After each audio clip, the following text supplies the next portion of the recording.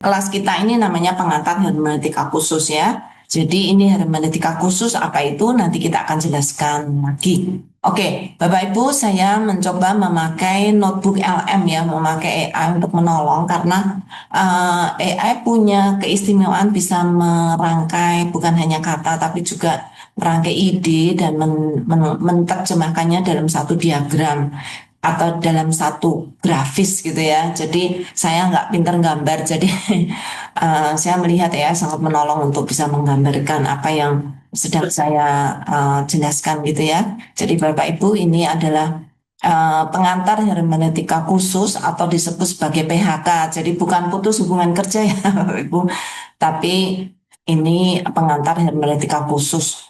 Eh, Kalau saudara melihat gambaran yang diberikan oleh AI ini luar biasa ya, dia bisa melihat lebih jelas lagi, bahkan sangat apa ya, mengagumi bagaimana Alkitab disusun dengan sedemikian rupa gitu ya.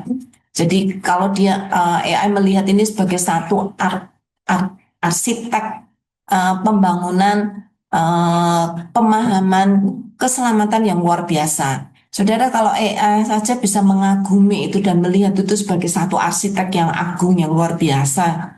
Apalagi kita manusia harusnya jauh lebih pintar ya. Oke, Bapak Ibu, agenda kita karena satu modul MLC selalu dirancang untuk 5 pelajaran, gitu ya. Jadi ini agenda kita adalah 5 pelajaran yang akan kita bahas setiap pelajaran satu hari, gitu ya, untuk kita nanti diskusikan. Yang pertama, pelajaran pertama itu merupakan satu fondasi. Bagaimana kita membaca atau cara membaca yang benar untuk semua ragam literatur atau ragam tulisan sastra dari Alkitab. Kemudian yang kedua, ketiga, keempat, kelima ini mulai lebih detail ya. Jadi yang pertama yang fondasi saja. Kemudian yang kedua kita akan membahas jenis-jenis literasi dalam Alkitab yang berupa narasi dan perumpamaan. Kedua, puisi dan hikmat. Ketiga, surat-surat karena cukup banyak di dalam Perjanjian Baru. Lalu nubuat dan wahyu, gitu ya. Kita akan mulai dengan yang pertama. Ini pelajaran yang pertama, cara membaca jenis-jenis literatur Alkitab. Dan ini adalah fondasi untuk menghindari salah tafsir pada era digital. Sangat banyak banget kalau Bapak Ibu melihat di YouTube ya, ada banyak sekali pengajaran-pengajaran Alkitab. Tapi tidak semuanya, sayang sekali ya, tidak semuanya baik, tidak semuanya memberikan pengajaran yang benar. Dan tidak semuanya memakai satu fondasi penafsiran yang sistematis dan yang akurat gitu ya, sehingga seringkali mencomot ayat lalu menafsirkannya dan kita percaya dengan itu. Jadi saudara, saya berharap kita akan mempelajari fondasi yang kuat sehingga saudara tidak akan disesatkan oleh YouTube-YouTube yang memberi pengajaran yang tidak sesuai ya. Jadi ini fondasi untuk menghindarkan salah tafsir pada era digital dan memahami firman Tuhan sesuai dengan konteks aslinya. Oke, saudara, banyak orang yang memperlakukan, padahal Alkitab itu, mereka tahu Alkitab itu firman Tuhan, ya. Tetapi di dalam memperlakukan firman Tuhan itu mereka sangat tidak bertanggung jawab. Mereka kadang asal buka Alkitab dengan random, lalu menunjuk ayat tertentu, lalu mengklaim bahwa itu adalah firman Tuhan yang diberikan pada saya untuk hari ini, gitu ya. Pada era digital atau pada era ini sama masalahnya Bapak Ibu, mereka sangat sangat tidak bertanggung jawab ya ketika meminta AI untuk menjelaskan apa firman Tuhan untuk masalahku hari ini, menyerahkan seluruh seluruh keputusan itu kepada AI, menelan bulat-bulat jawabannya dan tidak menguji kebenarannya. Jadi saudara membaca Alkitab secara asal-asalan, mencomot ayat atau mencopot ayat dari tempatnya adalah awal dari penafsiran yang menyesatkan. Jadi kita akan belajar lebih baik, kita akan mengerti lebih baik sehingga kita tidak jatuh pada jebakan ini ya, Bapak Ibu. Oke, pertama, kenapa Alkitab sering disalahpahami? Saya akan berikan contoh dulu ya, supaya saudara tahu emang segampang itu ngomong salah tafsir ya. Saya akan berikan beberapa contoh ya, Bapak Ibu. Misalnya kayak kisah Gideon. Sudah ingat ya di dalam Perjanjian Lama, Gideon minta tanda kepada Tuhan, pakai bulu domba kering dan basah, basah lalu jadi kering, kering atau ya sebaliknya.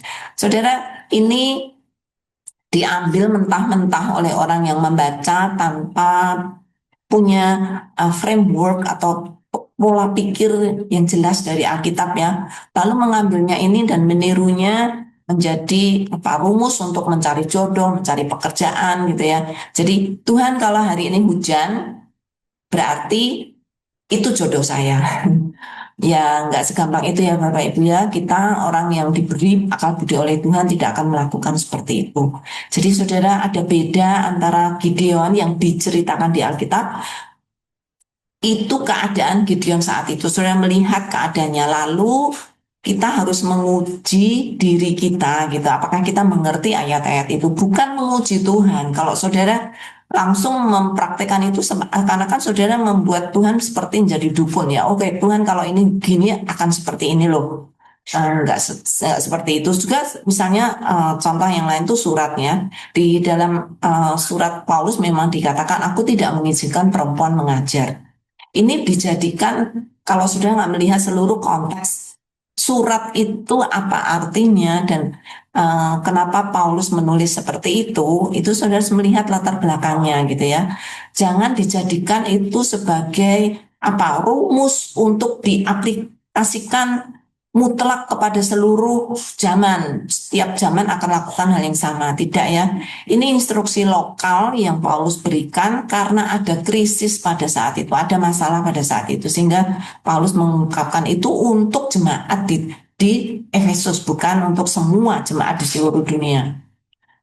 Yang pada zaman era digital juga sama, Bapak Ibu, menyerahkan otoritas itu pada AI. Jadi kalau saudara memberikan ayat lalu minta AI menafsirkan, saudara menganggap jawaban AI itu pasti betul. Padahal itu ada aturan gitu ya, saudara ketika memberikan perintah kepada AI itu ada aturannya. Tidak mungkin saudara hanya seceroboh itu gitu ya, memberikan ayat lalu minta ditafsirkan.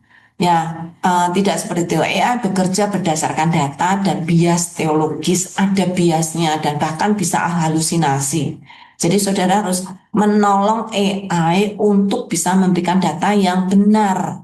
Bukan semata-mata AI langsung apa saja yang diberikan AI pasti betul, tidak. Dan kadang-kadang kita juga semata-mata bilang AI itu ngawur, AI itu salah lah. Tergantung saudara caranya tanya gimana gitu ya. Jangan cepat-cepat menuduh, tapi juga jangan cepat-cepat menerima. Saudara harus punya bijaksana melakukan itu. Nanti ada panduannya sendiri ya Bapak Ibu. Oke, karena itu ilmu hermeneutik menjadi semakin penting di era digital ini, gitu ya. Apa itu hermeneutik? Hermeneutik adalah ilmu atau seni untuk membaca, menafsirkan teks Alkitab dengan benar. Jadi, hermeneutik ini dibangun dengan langkah-langkah yang jelas untuk menjadi jembatan antara dunia Alkitab pada saat itu dengan kita hari ini, sehingga itu akan menolong kita untuk tidak semena-mena mengaplikasikan apa saja yang di dalam Alkitab tanpa melihat konteksnya, tanpa melihat latar belakangnya gitu ya. Nah, saudara yang belum terlalu tahu tentang hermeneutik, saya akan memberikan sedikit saja pengetahuan tentang hermeneutik. Hermeneutik itu dibagi menjadi dua, Bapak Ibu. Satu, itu hermeneutik umum, itu memberikan prinsip-prinsip umum atau aturan-aturan dasar umum untuk semua teks yang ada dalam Alkitab. Ketika membaca, sudah harus tahu konteksnya, harus belajar tata bahasanya, harus belajar latar belakang sejarahnya, politiknya, dan lain-lain. Juga apa tujuan penulis. Jadi secara umum, itu saudara harus memakai langkah-langkah ini untuk menafsirkan Alkitab dengan benar. Tetapi selain umum, ada juga yang khusus. Jadi ini disebut hermeneutik khusus atau prinsip khusus. Ya, ini membahas aturan khusus berdasarkan jenis sastra yang ada di dalam Alkitab. Jadi kalau saudara membaca narasi itu jangan disamakan dengan ketika saudara membaca buku puisi atau buku-buku nubuat gitu ya seperti nabi-nabi. Itu beda caranya ketika saudara membaca Injil, beda gitu ya. Nanti kita akan belajar lebih banyak. Oke, memahami genre atau jenis sastra Alkitab. Saudara, Alkitab itu bukan satu buku tunggal. Di dalam Alkitab itu ada 66 kitab dengan berbagai genre atau berbagai gaya sastra atau tulisan. Jadi saudara, saya umpamakan saudara membaca koran dan membaca resep makanan pasti beda. Saudara membaca buku sejarah dengan buku puisi beda.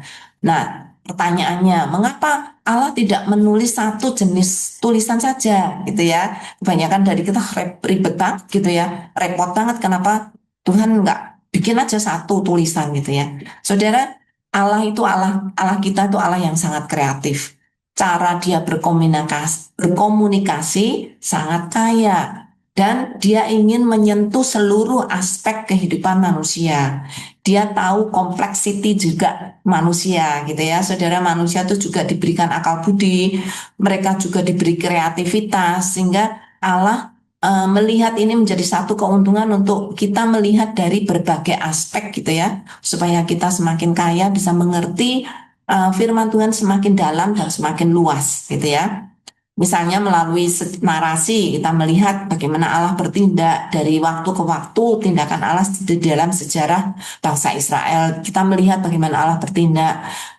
Dari puisi kita melihat bagaimana kita mengekspresikan emosi kepada atau dari Allah kepada kita atau kita kepada Allah gitu ya. Perasaan kita dipakai di situ. Kemudian secara hukum dan surat Tuhan memakai logika kita untuk melihat firman Tuhan itu dengan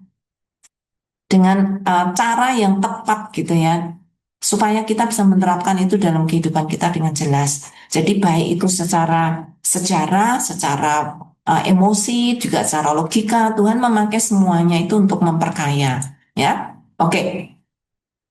Apakah atau mengapa genre ini atau jenis tulisan ini mempengaruhi cara kita membaca? Iya, karena apa? Karena setiap genre itu memiliki aturan main yang berbeda-beda, gitu ya. Jadi punya pengaruh yang cukup kuat, gitu ya. Jadi ketika kita salah mengenali jenis sastra tertentu, ini akan menimbulkan kesalahan ketika kita melihat firman Tuhan, ya. Jadi sebelum mulai, terutama kalau nanti saudara akan memakai prompt AI, gunakan paling tidak 3 pertanyaan detektif ini ya. Ini jenis tulisannya apa? Jadi kalau saudara nggak ngerti, saudara bisa tanya AI. Saya ingin membaca Matius. Ini termasuk jenis tulisan Alkitab apa? Gitu ya. Nanti AI akan menolong untuk melihat itu. Kemudian, apakah penulisnya menggunakan bahasa kiasan? Jadi ada banyak metafora, bahasa-bahasa simbol yang dipakai. Jadi kadang-kadang kalau saudara tidak mengerti ayat itu, saudara tanya ini jangan-jangan ada kata simbol atau metafora yang dipakai sehingga saudara nggak ngerti. Dan kalau metafora itu jangan langsung diaplikasikan metafora zaman ini. Saudara harus melihat ke belakang. Zaman dulu itu melihat kata ini atau memberikan metafora ini tuh apa artinya gitu ya. Nah, itu AI bisa menolong memberikan latar belakangnya. Kemudian bagaimana ini menunjuk pada Kristus. Karena seluruh Alkitab itu punya satu benang merah, Bapak Ibu. Dan itu Kristus di dalamnya. Seluruh Alkitab itu adalah rencana keselamatan Allah bagi manusia. Sehingga saudara harus melihat ini apa hubungannya dengan Kristus? Pasti ada. Tapi tidak semena-mena langsung alegorikan ya Bapak Ibu ya. Jadi saudara harus belajar benar-benar bagaimana menerapkan itu supaya saudara melihat petunjuk yang lebih jelas, bagaimana melihat benang merah Kristus yang ada di situ. Ya, oke. Berikutnya, di dalam Alkitab tuh apa namanya jenis tulisan apa saja sih yang ada? Kita akan melihat dulu dari Perjanjian Lama ya.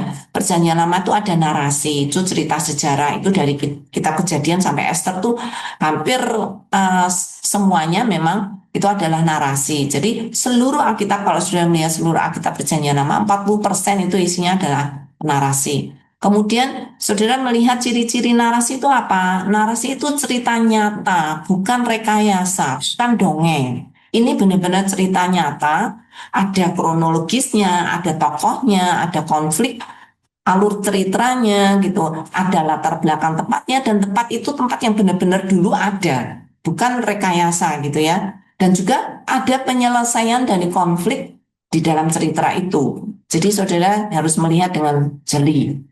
Harapannya saudara suatu ketika nanti kalau Sabda diberi kesempatan oleh Tuhan, kita tidak hanya membahas pengantar hermeneutik khusus, tapi juga masing-masing jenis tulisan ini kita bisa bahas menjadi modul-modul khusus gitu ya. Modul narasi, modul puisi. Tapi karena sekarang ini hanya pengantar, kita akan melihat dulu kulit-kulitnya ya Bapak Ibu ya. Oke, puisi dan hikmat. Ini dari kitab Ayub sampai kisah Kidung Agung. Saudara, di dalam puisi ini menggunakan bahasa emosi, keindahan kata tuh sangat ditonjolkan. Ada banyak simbol-simbol kata kata metafora atau kata simbol yang saudara mungkin tidak paham. Saudara harus belajar lebih baik gitu ya. Jadi di dalam cerita, di dalam puisi dan juga di dalam hikmat ini, saudara akan melihat kekayaan emosi yang luar biasa. Kemudian nubuat di dalam ini juga bagian cukup besar di dalam perjanjian lama ya, dari saya sampai Maleakhi. Di sana isinya adalah khotbah langsung dari para nabi yang dipilih oleh Tuhan untuk menjadi perpanjangan mulut Allah gitu ya. Isinya rata-rata berupa teguran untuk bertobat. Kemudian peringatan kalau tidak bertobat. Dan kalau mereka bertobat, Tuhan akan memberikan pemulihan sampai kepada kedatangan Mesias gitu ya. Oke, berikutnya perjanjian baru juga ada narasi, itu khususnya Injil dan kisah para rasul itu disebut sebagai narasi atau kisah cerita, gitu ya. Kemudian cirinya apa? Sama, ini adalah kisah sejarah hidup Tuhan Yesus dari kelahiran, kematian, sampai kebangkitan, sampai kelanjutan kisah para rasul gitu ya. Di sana saudara akan melihat bagaimana sejarah gereja mula-mula berdiri. Kemudian di dalam perjanjian baru ada juga 17 kitab yang cukup sangat populer bagi kita semuanya, disebut surat rasul-rasul atau surat para rasul. Itu dari Roma sampai Yudas ya. Ini merupakan korespondensi, namanya juga surat Bapak Ibu. Tapi surat tidak sama dengan sekarang, bukan kayak email sekarang, tapi surat zaman dulu. Jadi kita harus tahu surat seperti apa sih zaman dulu itu gitu ya. Jangan abaikan itu karena itu memberi satu pengertian cukup penting ya.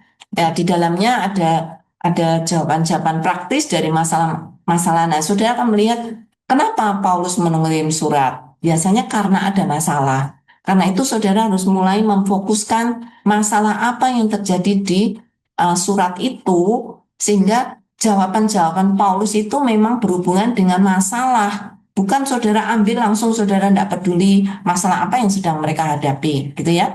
Kemudian ketika apokaliptik itu seperti nubuat di dalam perjanjian lama, di dalam perjanjian baru juga ada yaitu kitab Wahyu. Tapi karena apokaliptik ini sangat khusus dan di dalam perjanjian lama itu ada Daniel, kita gabungkan bersama ya Matius dan Daniel karena itu penuh juga dengan simbol-simbol khususnya tentang masa depan dan alam rohani yang kita khususnya penulis pada zaman itu tidak tidak pernah melihat itu sama sekali sehingga banyak sekali simbol-simbol yang dipakai, gitu ya. Oke, jadi saudara, bagaimana kunci membaca semua kitab? Nah, ini rumus atau kunci untuk seluruh kitab Bapak Ibu.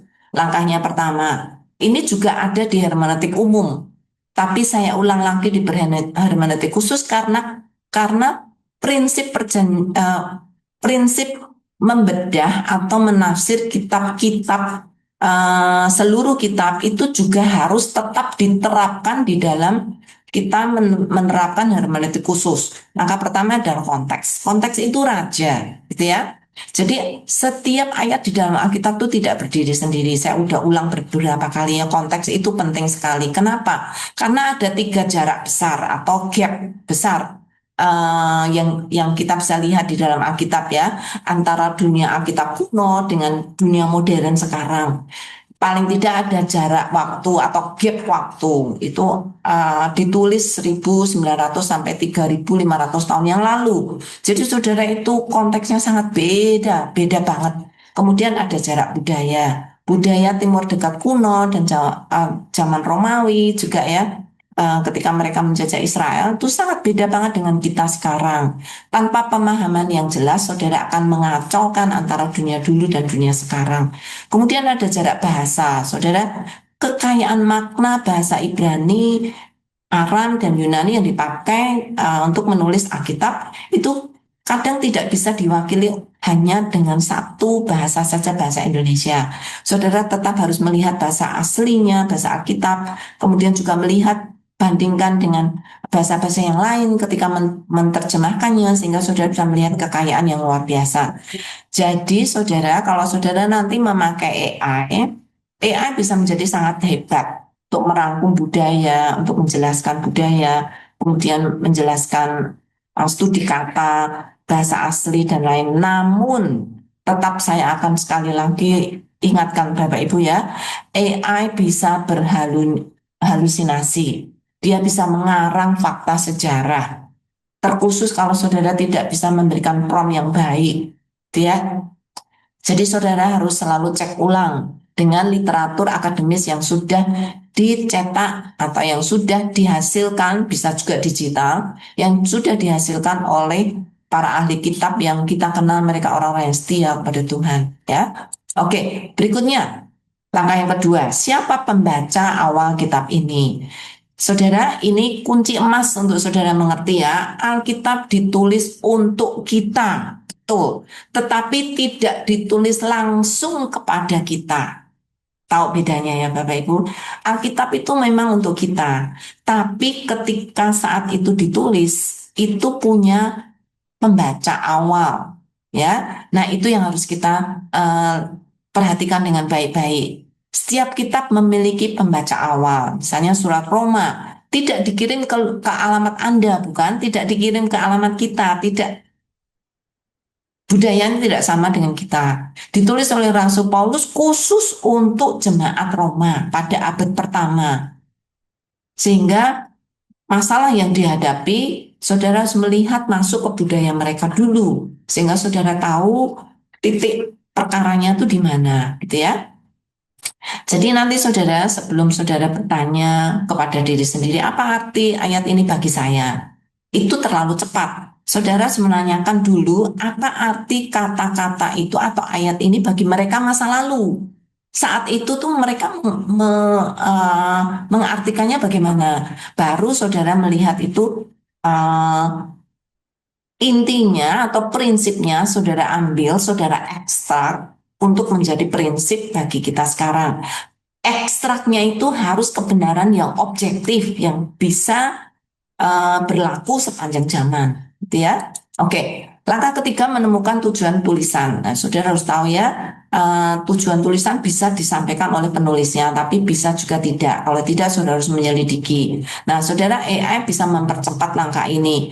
Saudara bisa tanyakan, berikan statistik kata atau konsep yang paling sering diulang, sehingga saudara lalu ketika diberikan AI, lalu saudara mengolahnya, lalu menarik kesimpulan dari apa yang sudah diberikan AI. Gitu ya. Jadi AI itu hanya memberikan data, tapi dia tidak tahu kebenaran. Tetap saudara yang harus mengambil alih keputusan. Kalau begitu, tujuan dari surat ini apa? Saudara jangan percaya mentah-mentah pada AI.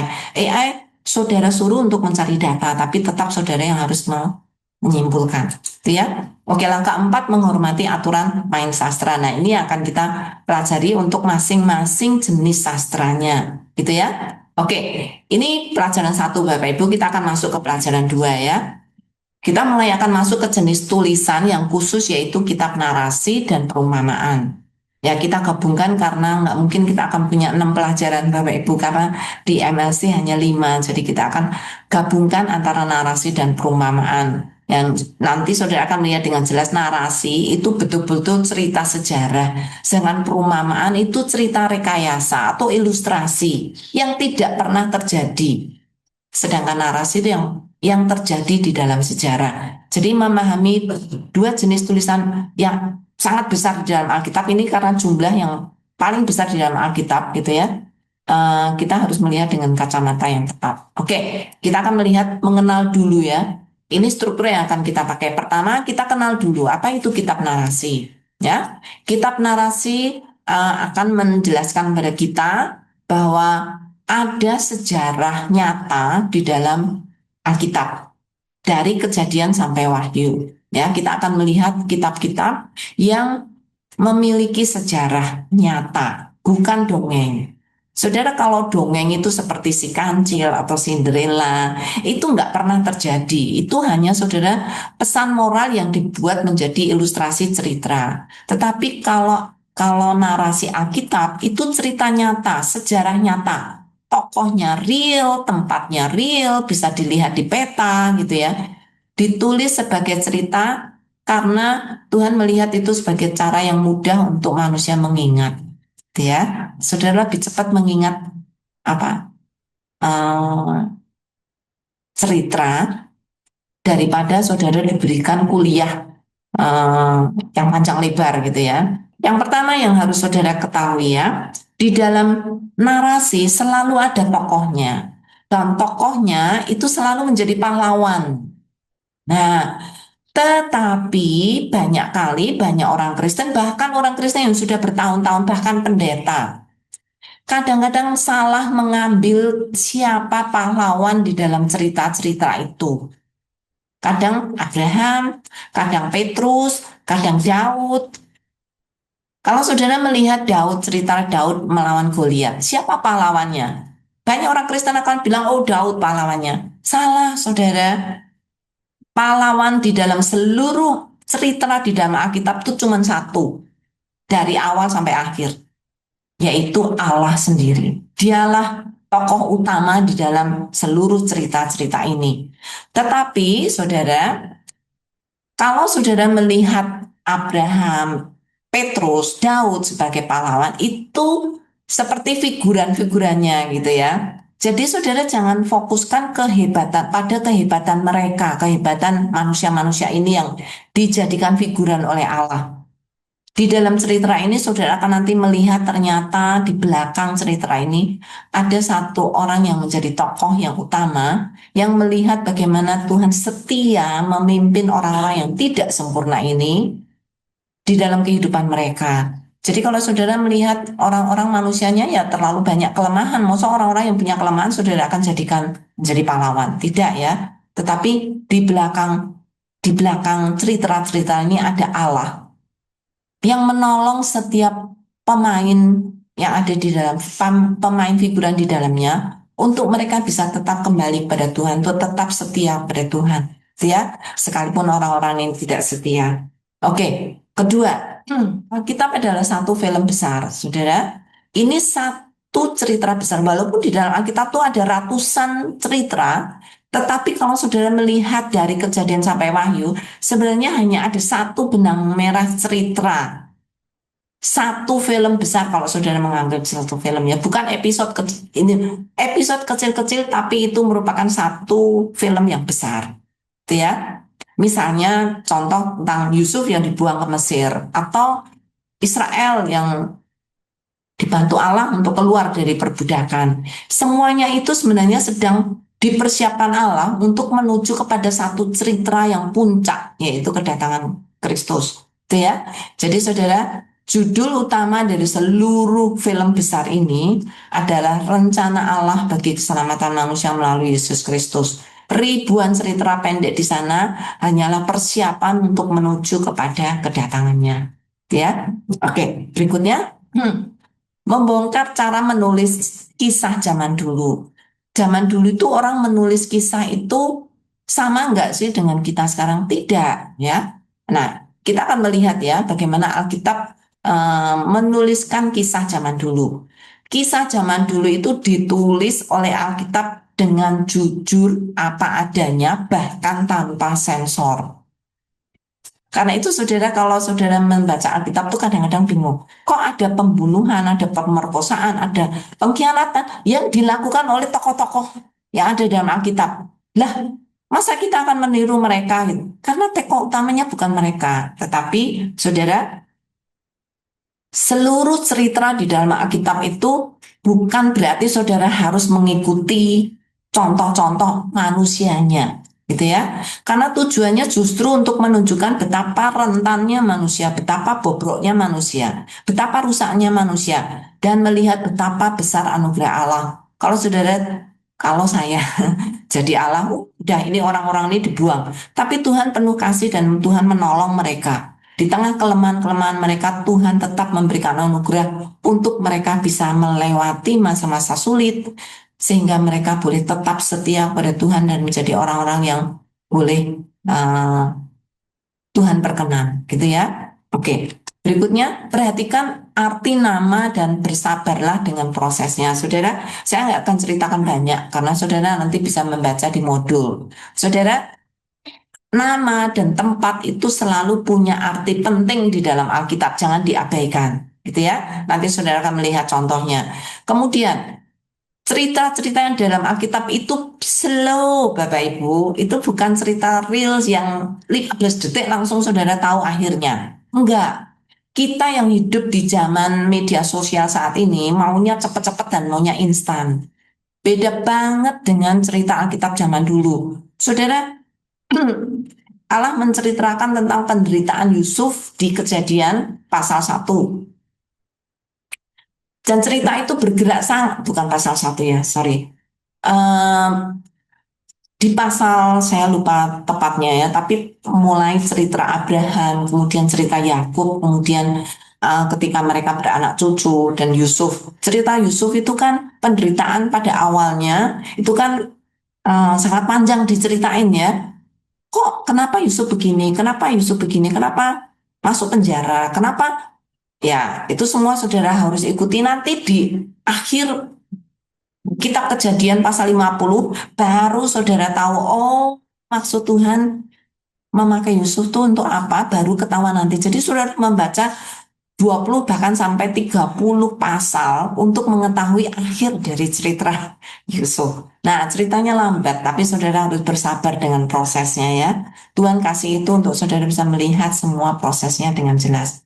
Oke, berikutnya bedakan laporan dengan perintah. Saudara, saudara tidak boleh meniru langsung semua tindakan yang dilakukan oleh tokoh dalam Alkitab. Lo kan ada dalam Alkitab, jadi kita harus mencontoh tokoh-tokoh yang ada dalam Alkitab. Tidak, saudara mencontoh Allah, tapi tidak mencontoh orang-orang ini. Orang-orang ini orang yang penuh kelemahan. Contohnya, Salomo punya 700 istri. Emang saudara disuruh oleh Alkitab untuk niru kepada Salomo? Enggak, gitu ya. Jadi saudara sekalipun Alkitab menceritakan itu bukan berarti Allah setuju, tapi diceritakan apa adanya tanpa sensor untuk saudara melihat, gitu ya. Nah, saudara harus bedakan itu kalau itu berupa perintah. Nah, saudara yang cerita-cerita saudara tiru, tapi yang perintah malah justru saudara tidak lakukan. Nah, itu salahnya di situ ya, Bapak Ibu. Misalnya seperti Tuhan berkata, "Kasihilah musuhmu," itu perintah. Jadi itu wajib dilakukan, ya. Oke, berikutnya. Hindari mengadili tokoh-tokoh Alkitab ini secara hitam putih atau memotong ayat. Jadi figuran-figuran cerita yang ada di dalam Alkitab itu ini bukan apa namanya, bukan tokoh yang sempurna, Bapak Ibu. Mereka compang-camping hatinya, hidupnya juga. Ya, mereka bisa jatuh. Orang yang dulunya baik bisa jatuh. Kebalikannya, orang yang dulu jelek bisa menjadi baik, gitu ya. Jadi orang yang bertobat. Jadi saudara harus membaca seluruh cerita dengan baik, jangan dipotong-potong. Apalagi kalau saudara, saya contohkan, kalau saudara nonton filmnya mungkin 1,5 jam, tapi saudara hanya menonton 5 menit di tengah-tengah. Kira-kira saudara tahu nggak ceritanya? Ya enggak lah. Jadi sama dengan Alkitab, saudara baca seluruh peristiwa ini dari awal sampai akhir. Nah, di akhir itu saudara akan melihat bagaimana Allah menyelesaikannya. Nah, itu saudara lihat, jangan lihat di tengah-tengahnya saja, lalu ambil di tengah, lalu ambil itu sebagai contoh ya. Salah banget gitu ya, Bapak Ibu. Harus melihat keseluruhannya, saudara. Jadi menafsirkan firman Tuhan itu butuh butuh kerja keras yang banyak, ya. Oke.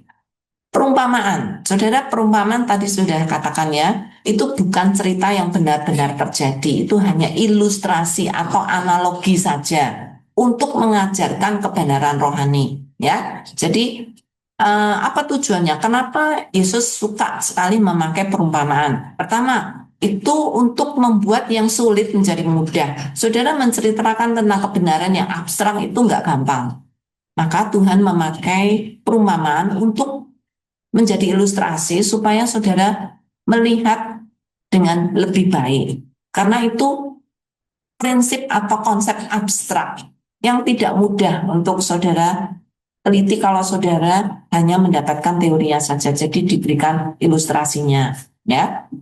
Nah, saudara, kenapa Tuhan Yesus suka? Selain supaya lebih mudah menjelaskan, juga kedua untuk menyaring. Jadi saudara harus melihat siapa yang mendengarkan perumpamaan ini. Kalau perumpamaan ini didengarkan oleh orang yang jahat, orang baik, itu nanti akan diterima dengan beda. Jangan disamaratakan, gitu ya. Jadi saudara akan melihat membaca di modul lebih jelas lagi. Oke, ya. Ada 3 langkah menolong saudara untuk menemukan pesan utama dalam perumpamaan. Ya, pertama itu siapa pendengarnya. Tadi saya katakan ya, kalau orang yang mendengar itu orang berdosa, maka Tuhan ingin menyampaikan, aku mengasihi kamu dan bertobatlah. Tetapi ketika aku mengasihi kamu dan kamu akan dipulihkan oleh Allah. Tetapi kalau orang berdosa atau orang jahat yang mendengarkannya, itu merupakan teguran supaya mereka bertobat. Ya, langkah kedua, kejutan. Kalau saudara melihat perumpamaan, melihat membaca dari awal sampai akhir, di akhir itu selalu ada plot twistnya gitu ya, ada cerita yang membuat kejutan. Nah, saudara harus melihat itu sampai selesai sehingga saudara akan melihat kejutannya ada di mana. Oke, kemudian di dalam seluruh perumpamaan itu jangan saudara ambil berapa pelajaran. Sebenarnya hanya ada satu kesimpulan saja. Jangan secara parsial saudara ambil, saudara potong-potong gitu ya. Tapi saudara harus menarik satu benang merah dari pesan yang ingin Tuhan sampaikan. Bukan banyak, hanya satu. Ya, oke. Berikutnya, jangan cari arti detailnya tadi ya. Pesannya cuma satu. Jangan masing-masing diartikan. Oh, kalau keledai di perumpamaan apa orang Samaria yang baik hati, oh keledai itu artinya apa? Oh minyak itu artinya apa? Oh 2 dinar itu salah, saudara. Itu saudara sedang mengalegorisakan perumpamaan. Cari satu kebenaran objektif di sana, ya. Jadi satu perumpamaan, satu pesan utama, ya. Saudara perlu belajar itu. Kemudian yang pelajaran ketiga, cara menikmati membaca kitab puisi dan hikmat. Jadi kita gabung ya, karena buku-bukunya juga sama gitu ya. Seperti apa namanya Amsal itu kitab puisi termasuk juga dia kitab hikmat. Jadi karena ada banyak overlapping, kita jadikan satu ya. Puisi harus dibaca dengan hati, bukan dengan logika saja, bukan dengan arti literal saja. Sedangkan hikmat, saudara harus mengambil keputusan atau mengasah kepandaian skill untuk mengambil keputusan. Jadi saudara, Alkitab sering membawa kita kepada 2 kutub. Kutub puisi itu kalimat yang sangat indah, mendayu-dayu gitu ya. Tetapi di hikmat, di dalam puisi itu ada hikmat praktis yang saudara bisa lakukan dalam sehari-hari dan seringkali saking praktisnya gitu ya saudara itu sangat menohok sekali gitu ya. Nah saudara harus melihat kedua kombinasi ini dengan bijaksana. Oke, mengenal 5 kitab puisi hikmat di dalam seluruh Alkitab. Jadi kita kelompokkan ya saudara berdasarkan cara para ahli mengelompokkan ini. Pertama, Mazmur. Itu isinya adalah kejujuran emosi tanpa sensor. Saudara kalau membaca Mazmur hati-hati ya, tidak semuanya itu saudara bisa artikan secara literal dan harus dilakukan secara literal gitu ya. Ini ada kalau saudara pada zaman sekarang saudara punya playlist lagu di ponsel saudara, di HP saudara. Nah, ini Mazmur itu seperti playlist lagu atau puisi yang untuk segala suasana, suasana sedih, takut, gembira, semuanya ada. Nah, sedangkan Kidung Agung itu puisi yang romantis. Ini bukti bahwa Tuhan merayakan romantisme dan seksualitas dengan baik. Artinya tidak ditutup-tutupi tapi dalam konteks pernikahan suci. Jadi kalau saudara membaca Kidung Agung itu jangan membaca dengan liar ya. Saudara membaca ini dalam konteks pernikahan suci yang Tuhan inginkan. Ya, jadi ini 2. Kemudian 3 kelompok hikmat ya. Yang saudara melihat kitab hikmat, 3 kitab hikmat itu seperti 3 sahabat yang sedang berdiskusi tentang realita hidup. Saudara, kalau bisa, saudara 3 kitab ini harus dibaca semuanya bersamaan. Karena ini merupakan satu apa ya? Satu diskusi yang asik gitu kalau saudara membaca keseluruhannya, dia seperti misalnya Amsal. Amsal itu orang yang sangat optimis. Ya, prinsipnya kalau kamu melakukan hidup baik, maka hidupmu akan baik. Ya, kalau tindakanmu baik, engkau akan baik. Kalau kamu rajin, kamu akan sukses, gitu ya. Jadi fokus dasar, aturan dasar sebab akibat. Kalau kamu rajin, kamu akan kaya. Kalau kamu pintar, kalau kamu rajin belajar, kamu akan pintar, gitu ya. Jadi umum. Nah, sedangkan Ayub orang yang sangat realis banget. Dia menderita di dalam kehidupan kan tidak seoptimis orang Amsal ya. Kalau kamu baik pasti kamu akan bahagia. Buktinya Ayub baik. Buktinya Ayub rajin. Tapi pada pada dasarnya akhirnya Ayub mendapatkan banyak penderitaan. Jadi ya buku Ayub ini mengingatkan kita kadang penderitaan hebat juga menimpa kepada orang baik bahkan tanpa alasan yang jelas. Jadi ini realis banget ya. Dalam kehidupan nyata kan seperti itu ya Bapak Ibu. Saudara sudah jujur, tapi ya akhirnya saudara banyak dirugikan dan segala macam. Oke, pengkhotbah. Nah, pengkhotbah ini seperenung ya. Dia melihat keseluruhan hidup manusia. Baik itu sukses, baik itu pintar, baik itu menderita, baik itu sengsara, semuanya sia-sia, gitu ya. Kalau ada kalaunya nih Bapak Ibu, kalau hidup dijalani tanpa Tuhan. Jadi kalau tiga ini saudara kombinasikan, saudara akan mengerti jauh lebih baik. Bisa sih dibaca sendiri-sendiri, tapi kalau saudara membaca seluruhnya, saudara akan melihat lebih komplit bahwa hidup itu bukan hanya hitam putih, gitu ya. Hidup itu banyak variasi dan pada dasarnya akan sia-sia. Apapun hasilnya, kalau saudara lakukan itu tanpa Allah, ya. Oke, berikutnya membongkar gaya rahasia, eh, apa namanya, penulisan puisi dan eh, hikmat. Puisi dulu. Gaya puisi itu memakai eh, puisi model Ibrani, Bapak Ibu, bukan model sekarang. Kalau model kita di zaman modern ini biasanya kan di akhir kalimat itu menjadi rime, rime ya, menjadi rema atau menjadi apa bunyi-bunyian yang saling saling berirama, gitu ya. Tetapi Ibrani kuno tidak seperti itu. Pengulangan lebih banyak ke maknanya, pesannya. Jadi contohnya firmanmu itu pelita bagi kakiku, terang bagi jalanku. Pelita dan terang itu sama, gitu ya. Itu menyangatkan. Jadi ini model penguatan, ya. Sedangkan yang kedua model model yang sama dari Ibrani kuno. Jadi kalau enggak pesan yang menguatkan, pesan yang mengontraskan atau berlawanan. Orang yang bijak dipuji karena akalnya, tapi orang yang tegar tengkuk akan dihina. Jadi bijak dan tegar tengkuk itu berlawanan, ya. Jadi dikontraskan. Itu model paralelisme di dalam puisi Ibrani kuno, ya. Oke, kemudian puisi Ibrani kuno juga banyak sekali memakai kata kiasan dan hiperbola, ya. Metafora lukisan misalnya ya, atau melukis dengan kata contohnya Tuhan adalah gunung batuku dan benteng pertahanku. Sebenarnya dia tuh pengennya ngomong Tuhan itu melindungi saya gitu, tapi dengan bahasa puitis Tuhan itu adalah gunung batuku dan benteng pertahananku. Puitis sekali bahasa itu dilukiskan dengan kata-kata. Jadi kalau saudara membaca ini jangan fokuskan ke gunungnya. Oh, gunung arti literal atau benteng arti literal tidak, tapi maknanya yang saudara ambil ya, bukan wujud fisiknya. Hiperbola juga ya. Saya sangat sedih dan lelah, tapi di dalam puisi Daud dia berkata, setiap malam aku membasahi tempat tidurku dengan air mataku dan membanjiri ranjangku. Emang banjir benar, banjir air mata? Enggak lah gitu ya. Jadi ini untuk menggambarkan kesedihan yang tidak tertahankan. Jadi bukan maksud harafiah. Jadi kalau saudara membaca puisi, benar-benar harus pakai perasaan.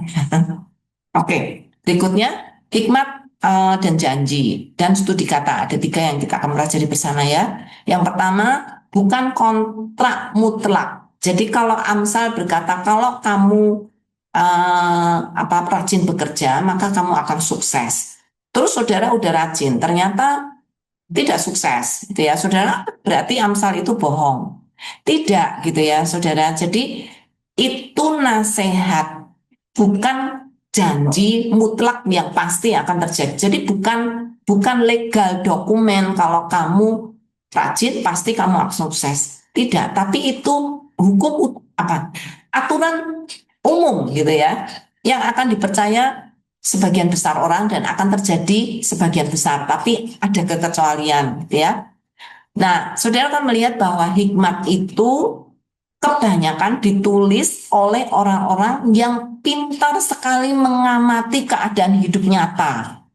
Dia itu melihat bagaimana orang yang selingkuh itu pasti keluarganya akan hancur. Jadi ini probabilitasnya, kalau saudara berjalan dengan baik, saudara akan menjadi orang baik. Tapi itu pelajaran yang dia amati dari orang yang hidup di sekitarnya. Rata-rata seperti itu, ya. Tetapi saudara ada dua hal yang saudara harus tambahkan di situ. Kalimat-kalimat hikmat, terutama yang baik itu di Amsal atau di kitab-kitab yang lain ya, seperti pengkhotbah, kemudian juga eh, apa namanya Amsal. Saudara kan melihat bahwa kata-katanya tuh pendek-pendek banget. Setiap ayat kan saudara lihat paling satu kalimat atau paling banyak dua kalimat gitu ya, pendek-pendek. Kenapa? Karena kalimat itu sengaja dibuat pendek untuk bisa dihafal. Saudara, zaman dulu kan nggak ada ponsel ya, nggak ada HP. Kalau HP saudara kan tulis gitu ya. Ini benar-benar harus mengandalkan ingatan. Jadi dia bertemu dengan orang lalu memberikan nasihat kepada orang itu. Kalimat itu harus pendek untuk orang itu pergi dan masih menghafal kata-kata itu. Maka karena itu seluruh kalimat hikmat di dalam Alkitab itu pendek-pendek sekali untuk tujuannya dihafal ya. Nah, saudara, di dalam menggunakan apa namanya hikmat ini, seringkali penulis menggunakan tiga karakter untuk menjadi contoh. Orang bijak itu orang yang takut akan Tuhan dan memiliki hati yang terus mau belajar. Itu orang bijak. Ada satu lagi kelompok orang bebal atau orang bodoh. Itu bukan karena IQ-nya rendah. Kemungkinan mungkin IQ-nya bisa saja tinggi. Tetapi dia orang yang keras kepala. Keras kepalanya bukan ngeyel kepada manusia, tapi dia mengeyel kepada Tuhan. Dia menolak aturan Tuhan, gitu ya. Kemudian satu lagi pemalas, itu karakter jenaka yang selalu punya 1.001 alasan untuk mangkir dari tanggung jawabnya. Jadi, saudara kalau melihat itu ada karakter contohnya dari para penulis hikmat, terutama dari apa namanya Amsal. Saudara melihat tiga karakter ini sering sekali muncul, ya. Oke, berikutnya sebagai studi kasus. Jadi ini cara orang zaman dulu membuat buku hikmat. Jadi mereka mereka mengamati dengan tajam kehidupan nyata. Jadi bukan sekedar pikiran yang muncul, emosi pribadi yang meledak-ledak lalu dia tulis, enggak.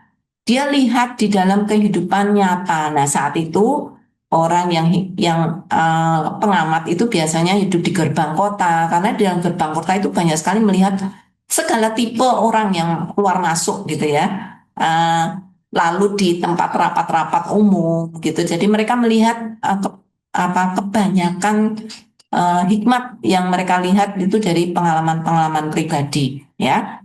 Oke, jadi kalau orang berbohong itu pasti akhirnya akan ditangkap. Keluarga yang hancur, keluarga yang ada perselingkuhan pasti hancur. Orang yang berbuat salah itu pasti nanti akibatnya akan masuk penjara. Orang yang rajin nanti akan dihormati. Jadi ini hikmat umum gitu ya, Bapak Ibu, bukan kontrak legal. Jadi saudara, kitab hikmat adalah kompilasi hukum sebab akibat di dalam dunia nyata. Jadi kalau saudara membaca ini, saudara harus belajar bagaimana orang-orang zaman dulu itu mengamati atau mendapatkan pengalaman hidup dan itu bisa saudara ambil ekstrak intinya untuk saudara bisa menjadi pegangan untuk hidup kita saat ini, gitu ya. Oke, berikutnya rumus. Tadi sudah saya jelaskan. Jadi kalau saudara membaca Amsal, karena itu pendek-pendek sekali ya, tapi terpisah. Maksudnya mereka tuh berdiri sendiri-sendiri. Kalau saudara ayat 1, ayat 2, ayat 3 tuh kadang nggak ada hubungannya sama sekali. Saudara jangan sekaligus membaca satu pasal atau bahkan 5 pasal sekaligus. Baca aja satu ayat per ayat, 2, 3 ayat. Karena itu sudah cukup untuk saudara renungkan. Saudara amati, renungkan, kemudian saudara lakukan. Gitu ya. Ini kitab Amsal. Jadi kalau saudara membaca Amsal jangan 2 pasal sekaligus atau bahkan seluruh buku baca semuanya sekaligus, saudara nggak akan dapat apa-apa. Oke, navigasi suara hati ini khusus untuk suasana hati, khusus untuk kitab Mazmur. Kitab Mazmur oleh para ahli dibagi menjadi 5 jenis lagu utama. Tadi saya katakan playlist di ponsel saudara ya. Ada 5 macam jenis lagu. Pertama lagu pujian, kemudian kedua lagu ratapan atau curhat. Kemudian yang ketiga lagu syukur atau Mazmur syukur. Ya, kemudian yang lain-lain ada playlist yang macam-macam ya, playlist untuk apa nasihat atau emosi untuk rasa takut, untuk rasa bersalah, dicurangi atau ketidakadilan, kemudian sukacita penuh. Nah, ada satu jenis Mazmur yang bikin banyak orang tuh mengerutkan dahi bahkan pusing membacanya. Karena apa? Karena di dalam Mazmur ini itu ada kutukan-kutukan. Maksud sih pemazmur kok begitu jahatnya gitu ya. Aku injak-injak musuhku gitu. Saudara, itu kadang-kadang kita melihat kok kok bahasa yang sangat kasar sekali muncul di sini gitu ya, kejam sekali gitu ya. Jadi saudara, kadang-kadang saudara akan membaca itu ya. Nah, penulis itu sebenarnya bukan dia betul-betul ingin supaya Tuhan memberi kutukan kepada orang-orang ini, tapi penulis itu sedang meluapkan rasa amarahnya di hadapan Tuhan, lalu menyerahkan keadilan itu kepada Tuhan. Tuhan, injak-injak lawanku, ya kan bukan dia yang injak-injak, tapi dia suruh Tuhan yang menginjak-injak. Tapi apakah arti literal? Tidak, tapi maksudnya Tuhan berilah keadilan kepada ketidakadilan ini, gitu ya. Nah, sekarang kita tahu ya di dalam kehidupan kita sekarang bahwa ketika kita membaca seluruh Alkitab, musuh kita itu sebenarnya bukan manusia lain. Musuh kita itu adalah dosa, iblis, kuasa kegelapan. Jadi yang dimaksud musuh, kalau saudara membaca musuh di situ, saudara melihat dua sisi. Musuh Daud pada saat itu, kalau Daud yang mengatakannya, atau musuh yang sesungguhnya. Ya, musuh sesungguhnya adalah dosa, ketidakadilan itu adalah karena dosa. Iblis selalu ikut ambil bagian di sana. Jadi saudara akan melihat itu dengan lebih baik. Bagaimana memahami strukturnya kitab Mazmur? Alkitab atau Mazmur disusun dengan sangat rapi, bukan kompilasi acak. Banyak orang berkata, wow, ini dari sini ke sini, dari ke sini ke sini, dari orang ini ke orang ini gitu ya. Saudara sepertinya melihat itu acak, sebenarnya padahal tidak ya. Tapi ada beberapa kesalahan yang perlu kita perbaiki lebih dahulu. Ada orang-orang pikir semua nyanyian Mazmur itu ditulis oleh Daud. Tidak, tidak semuanya oleh Daud. Banyak penulis lain yang juga ikut menulis ya, baik itu Asa, Bani Korah, Musa. Daud hanya salah satu penulis dari kitab Mazmur. Kedua, bisa dibagi menjadi 5 jilid ya. Supaya saudara melihat, cuman ini AI-nya agak bingung ini dibikin 5 tapi bukunya cuma 4. Seharusnya 5 ya Bapak Ibu.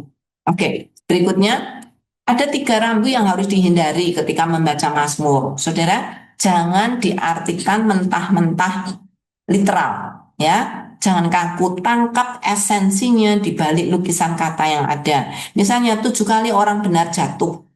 Ya, itu metafora ya Bapak Ibu. Angka 7 seringkali atau angka 12 seringkali disebut sebagai angka yang sempurna. Jadi jangan diartikan angka literal matematika. Jangan membaca sepotong-potong. Sangat berbahaya mengambil janji manis dari Mazmur tanpa melihat konteks utuhnya. Banyak sekali orang cuma ngambil yang manisnya, tok pahitnya dibuang gitu ya. Nah, saudara tidak. Saudara harus membaca keseluruhannya. Jadi membaca Amsal, kalau saudara tanpa Ayub dan tanpa pengkhotbah, saudara hanya menjadi orang yang idealis ya, yang tidak hidup di dalam dunia nyata. Tapi saudara membaca ketiga-tiganya supaya saudara melihat dengan lebih imbang. Oke, menemukan Yesus dan di dalam puisi dan hikmat. Jadi puncak dari seluruh kitab puisi dan hikmat itu adalah Yesus. Jadi saudara, hikmat kayak saudara membaca Amsal itu bukan motivasi sekuler ya. Saudara, banyak sekali orang-orang bahkan motivator sekuler itu mengambil ayat-ayat dari Amsal. Ini kalau saudara membaca Alkitab bukan untuk tujuan motivasi sekuler ya. Sudah kan melihat bahwa di dalam segala ratapan, di dalam segala penderitaan dan air mata manusia, semua itu sudah ditanggung oleh Yesus di atas kayu salib, gitu ya. Jadi saudara, kalau saudara membaca puisi, sekalipun itu puisi yang sangat sedih, yang sangat puisi ratapan, saudara kan melihat ada sorak kemenangan di sana. Karena semua penderitaan kita sudah ditanggung oleh Kristus. Kemudian hikmat, saudara akan melihat hikmat yang diberikan di dalam kitab-kitab hikmat itu bukan membicarakan orang lain selain Kristus, karena di dalam Korintus dikatakan hikmat yang hidup itu adalah Kristus sendiri. Jadi soal bijaksana atau tidak itu sebenarnya bukan masalah otak gitu ya, tapi seberapa kita hidup intim dengan Kristus yang memiliki hikmat yang sesungguhnya, gitu ya. Itu sangat bagus sekali saudara melihat itu ya. Kalau saudara mau secara rangkuman, ini saya berikan rangkuman, saudara bisa melihat dengan lebih jelas ya.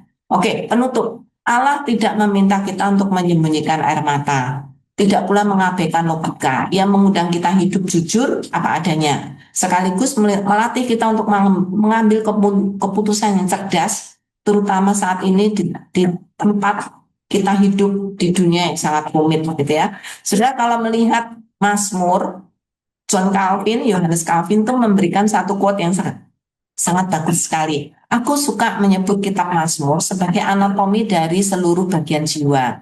Sebab tidak ada satu emosi pun dalam diri manusia yang tidak tercermin di dalamnya.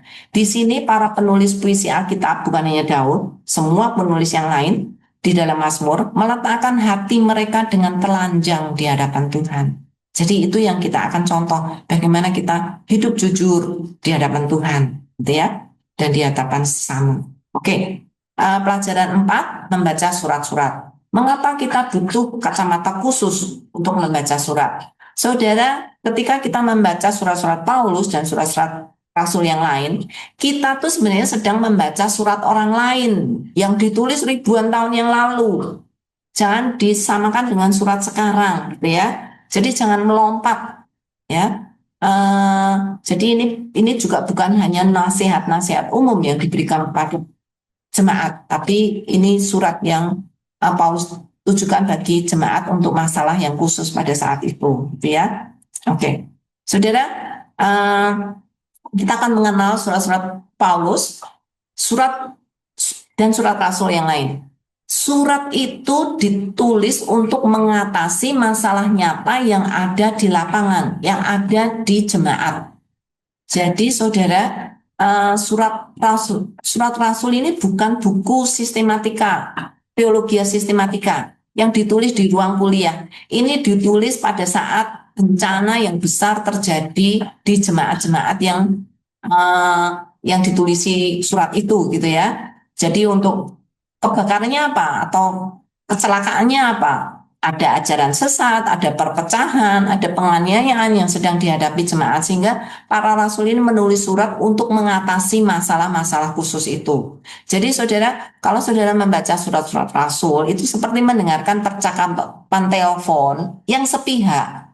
Nah, sekarang kita harus merekonstruksi di sana itu sedang apa. Kalau ini saudara dengar orang nangis, saudara kan jangan jump into conclusion ya. Tapi saudara kan ada apa di sana? Dia sedang kenapa gitu ya? Jadi saudara harus membaca itu dengan lebih baik.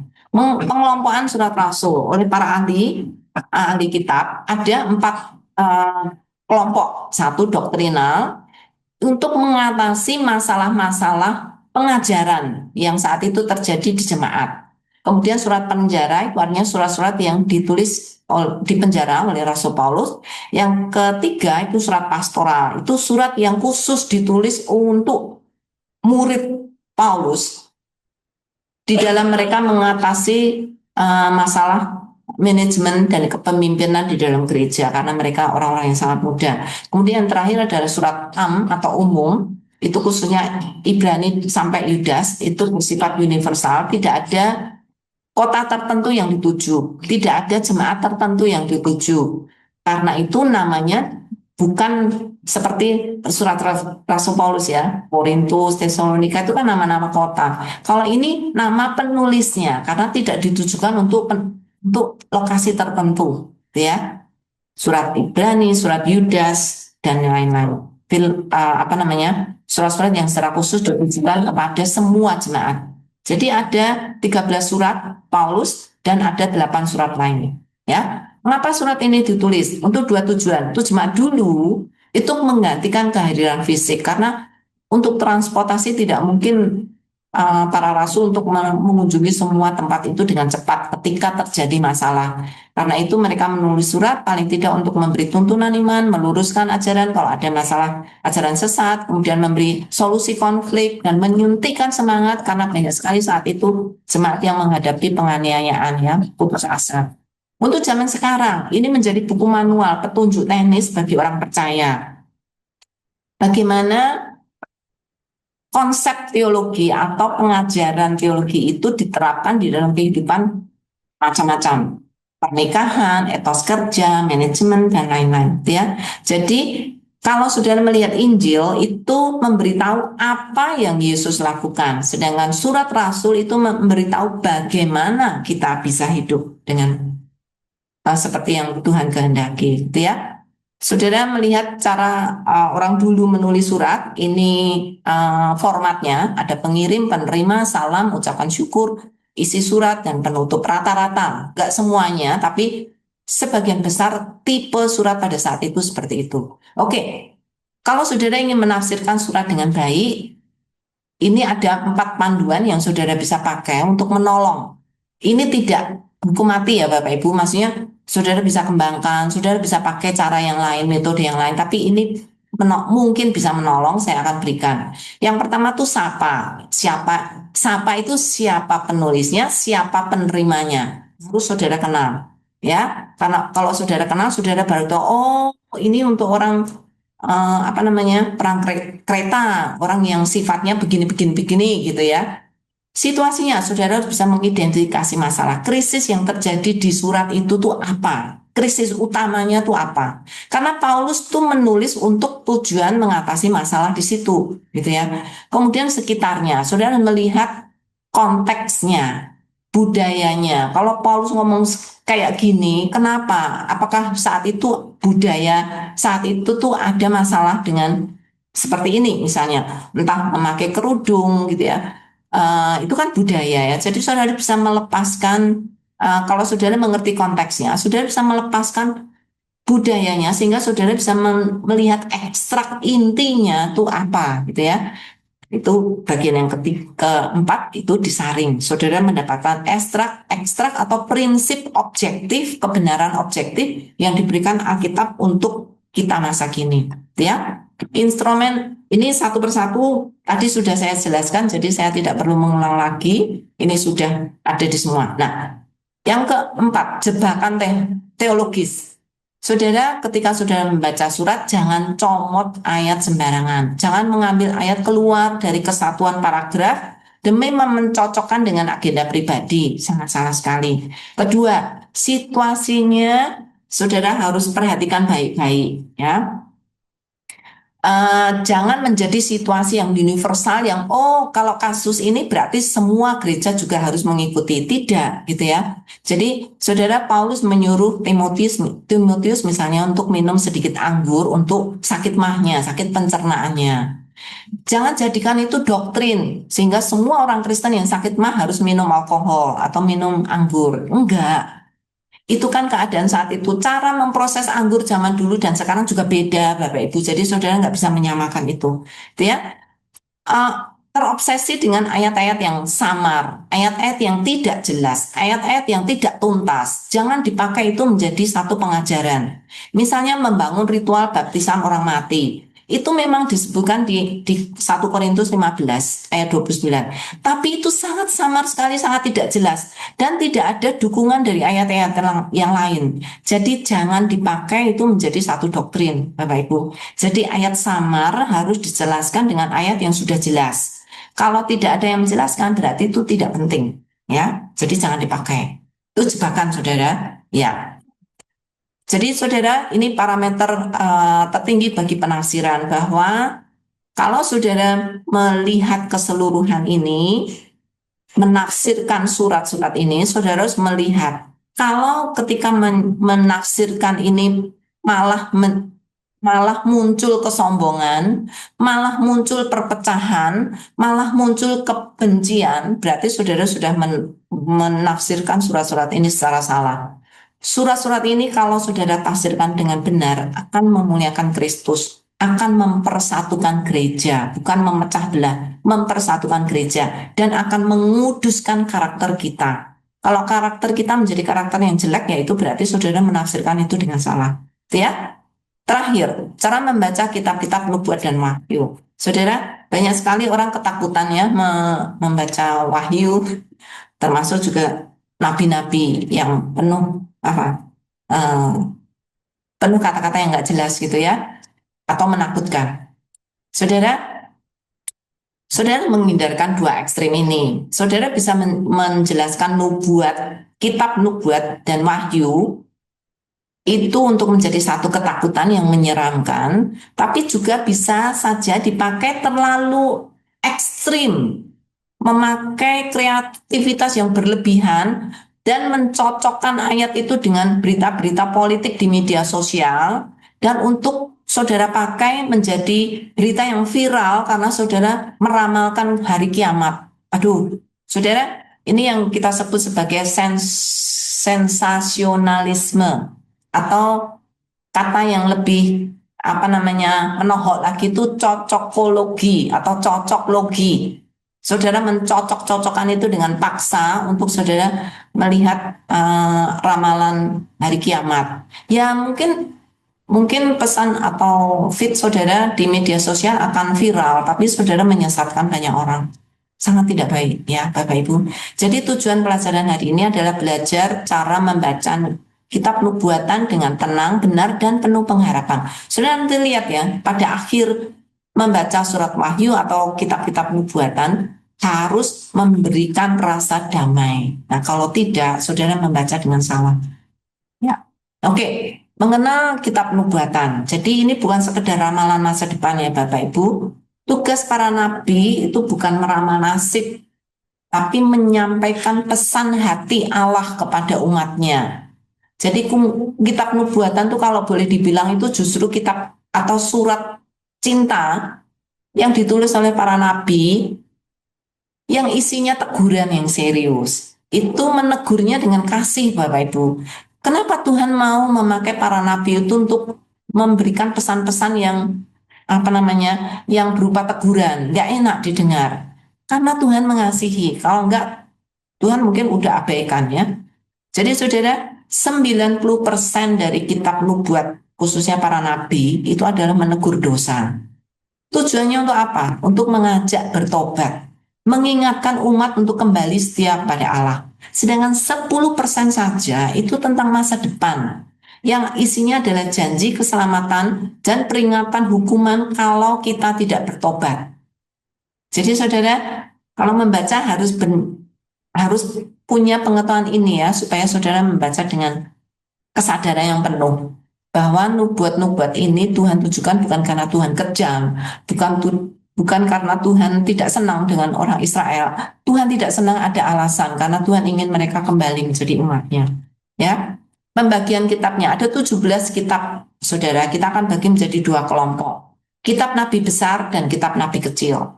Nah, pembagian ini bukan berdasarkan karena besar ya, bukan berdasarkan kehebatannya, tapi semata-mata karena panjang pendeknya kitab.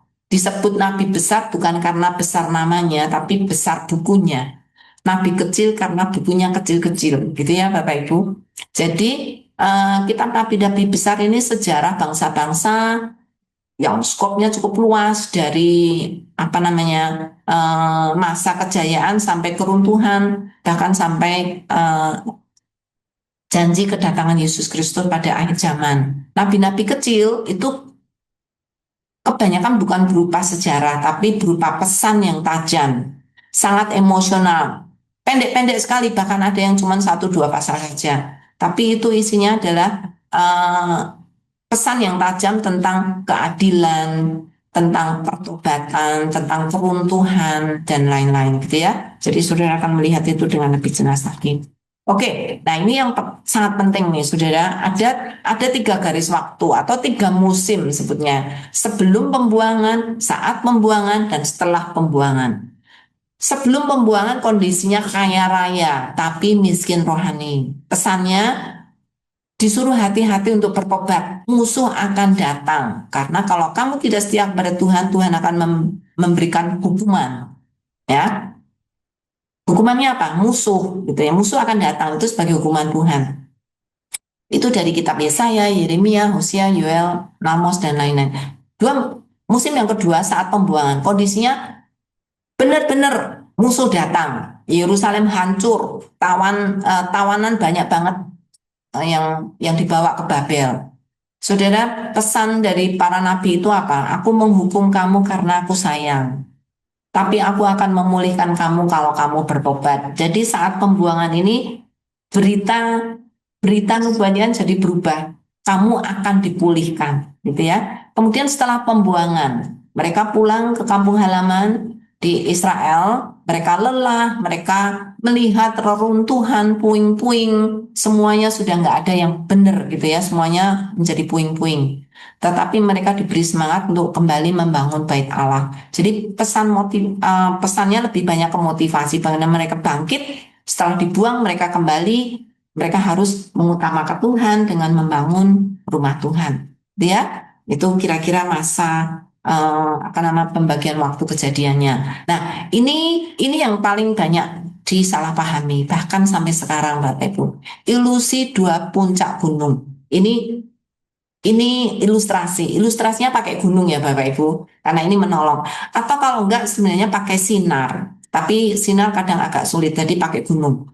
Jadi kenapa nubuatan itu sering membingungkan? Ulah Nabi ini sebenarnya sedang berbicara nubuatan sekarang atau nubuatan yang nanti. Karena kadang dia menyebut tentang Yesus yang akan datang. Loh, Yesus nanti masih lama kedatangan Mesias yang kedua.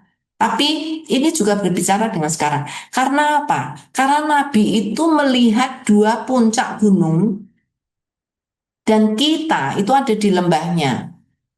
Itu ya, waktu kita hidup sekarang. Puncak yang pertama itu adalah nubuatan untuk zaman itu, ya. Dinubuatkan bahwa Yesus akan datang, kedatangan Yesus yang pertama. Jadi 2 puncak ini nubuatan tentang kedatangan Tuhan ya, kedatangan Tuhan yang pertama dan kedatangan Tuhan yang kedua. Nubuatan para nabi tentang kedatangan Yesus yang pertama itu juga banyak. Itu nubuatan tentang kedatangan Yesus, tentang bayi yang di palungan, tentang kota Bethlehem, tentang para gembala dan lain-lain ya Bapak Ibu. Jadi itu puncak yang pertama. Nah, tapi nabi itu juga melihat ada 2 gunung yang kedua, yaitu kedatangan Yesus yang kedua. Kalau saya berikan gambar yang lebih baik ya. Ini Ulisi 2 gunung saya gambar. Ini saudara melihat yang di sini ada nabi. Nabi itu mengamati. Ada 2 nubuatan yang Tuhan berikan. Yang satu itu kedatangan yang pertama. Yang kedua itu kedatangan yang kedua Yesus. Nah, kita sekarang itu ada di lembah antara gunung yang satu dengan gunung yang kedua. Nah, kalau saudara berdiri di tempat nabi ini berdiri kan seakan-akan saudara cuma melihat satu gunung karena ketutupan, bahkan tidak melihat lembah. Kayaknya mungkin melihat 2 gunung, tapi kayaknya deket banget gitu karena saudara nggak melihat jaraknya. Nah, ini seringkali ini menjadi satu masalah yang besar. Kalau itu dijadikan satu, seakan-akan kedatangan Tuhan itu ya kedatangan pertama dan kedua itu sama. Ataupun kalau sama, kalau tidak sama itu dekat sekali. Padahal jarak kedatangan pertama dan kedua itu ribuan tahun. Karena itu gereja sekarang ada di tengah-tengah. Kita sudah melihat kedatangan Yesus yang pertama, tapi kita belum melihat kedatangan Yesus kedua. Tapi para nabi kan tidak tahu, bahkan kedatangan Yesus pertama pun mereka tidak melihat. Karena mereka sudah mati sebelum Yesus datang datang yang pertama. Gitu ya Bapak Ibu. Ini gambaran kenapa banyak orang memberikan nubuatan yang salah. Terutama juga orang Yahudi hari ini. Mereka menganggap bahwa kedatangan Yesus itu belum datang. Mesias itu belum datang karena mereka melihat 2 gunung. Seakan-akan 2 gunung itu satu gunung atau 2 gunung yang berdempetan. Padahal tidak, ada jarak waktu yang banyak sekali dan mereka tidak percaya akan kedatangan Yesus. Mereka menganggap Yesus belum datang. Ya, oke. Yang ke ini terjemahan dari dua masa tadi ya. Yang pertama, saudara melihat kitab Wahyu. Kitab Wahyu itu menggambarkan dua hal yang seringkali membuat kita bingung, yaitu simbol-simbol binatang yang aneh-aneh. Yang kedua adalah simbol-simbol angka. Nah, saudara nanti akan baca di modul ya. Oke, sorry. Berikutnya, kitab Wahyu. Nah, secara khusus kita akan membahas kitab Wahyu ya. Mitos dari Wahyu itu adalah misteri rahasia yang tersembunyi dan gelap yang harus apa namanya diterima. Saudara, pada dasarnya kata asli dari Wahyu apokaliptik itu adalah membuka tirai. Jadi menyingkapkan sesuatu yang tertutup. Jadi seharusnya kalau saudara membaca Wahyu itu menjadi terbuka, menjadi saudara jadi mengerti apa yang diinginkan, gitu ya. Oke. Jadi bukan untuk membuat kita meraba-raba dalam gelap, tapi justru untuk melihat satu terang, ya. Jadi tiga pesan utama dari kitab Wahyu, surat cinta untuk 7 jemaat, kemudian ibadah raya yang ada di surga, penuh dengan penyembahan, kemudian kemenangan akhir yang mutlak, di mana nanti Tuhan akan kita semua akan melihat kehadiran langit dan bumi baru yang Allah berikan pada kita. Jadi cara praktis membaca kitab Wahyu Bapak Ibu, ini adalah uh, cara kita melihat Rasul Yohanes melihat jemaat pada saat itu. Jemaat pada saat itu sedang mendapatkan aniaya yang luar biasa. Mereka bertanya kapan ini akan berakhir. Mereka sangat ingin Mesias datang supaya semuanya selesai. Ya, buktinya tidak seperti itu ya. Kita akan melihat fokus tokoh utama dari Wahyu adalah Tuhan Yesus, yaitu anak domba. Kita harus menggunakan kacamata pengharapan. Karena apa? Semua kengerian yang diungkapkan itu adalah satu proses di mana Tuhan itu membersihkan dunia dan dari kejahatan, dan Tuhan akan berkata, dengan tanganku akan aku selesaikan semuanya, dan Yesus akan datang sebagai pemenang, itu ya. Jadi saudara, ada 3 lampu merah atau hal yang harus dihindari ketika membaca Wahyu. Satu, jangan cocok logi dilakukan. Seperti buku Bible Code, saudara, itu semua itu cocok logi, nggak benar gitu ya. Jadi memaksakan mencocokkan ayat dengan keadaan politik, keadaan saat ini gitu ya, meramal tanggal kiamat itu nggak benar gitu ya. Jangan abaikan konteks sejarah. Jadi sama seperti prinsip-prinsip sebelumnya, harus uh, harus berjalan dengan cara yang Tuhan inginkan. Tahu artinya melalui konteks-konteks yang kita baca. Jangan kehilangan fokus, yaitu Yesus fokusnya, gitu ya. Jadi saudara, ini penutupnya.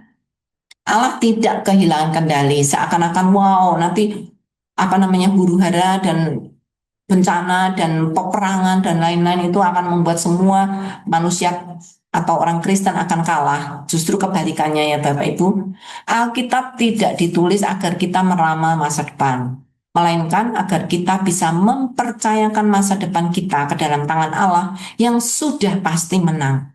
Kalau saudara melihat hal yang lebih jelas lagi, di seluruh buku Alkitab hanya ada satu tokoh utama, yaitu Allah melalui Yesus Kristus yang akan menyelamatkan dunia. Ya, saudara akan melihat dari kitab narasi tokoh utamanya nggak pernah gagal, dari perumpamaan saudara melihat kebenaran yang Tuhan berikan, dari puisi saudara melihat bahwa hikmat yang sejati itu adalah Kristus. Kemudian saudara melihat dari surat rasul-rasul, seluruh teladan bagaimana kita hidup sesuai dengan apa yang Yesus inginkan, dan nubuatan untuk kita melihat kemenangan yang akhir, yaitu Allah sendiri yang akan menang di dalam Yesus Kristus, gitu ya. Oke, sedangkan ini adalah panduan untuk saudara memakai AI. Nanti saudara bisa baca sendiri, saya tidak akan menjelaskan, dan nanti akan ada panduan secara tertulis juga. Saudara boleh pakai AI, tapi hati-hati ya. Saudara tidak boleh copy paste jawaban dan saudara kirimkan ke grup.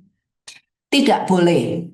Nanti kalau saudara tetap lakukan itu dengan peringatan 1 kali, 2 kali, saudara tetap hanya copy paste hasil dari AI, kami akan memberikan sanksi kepada saudara.